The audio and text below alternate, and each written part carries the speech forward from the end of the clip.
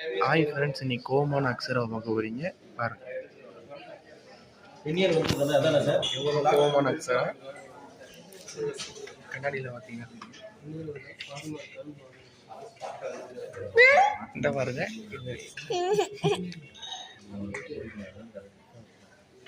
இவங்களுக்கு வந்து சோறு திங்கணும்னா கண்ணு திறப்பாங்க. ஆச்சு பிரியாணி சாப்பிடுவோமா? இவருங்க சிரிக்கிறாங்க.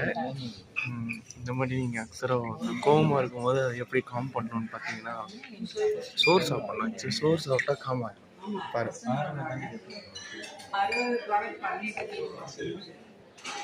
இப்போ நானும் அச்சு எங்கே வந்திருக்கோம்னு பார்த்தீங்கன்னா, அச்சு நம்ம ப்ளாக் போடலாம்.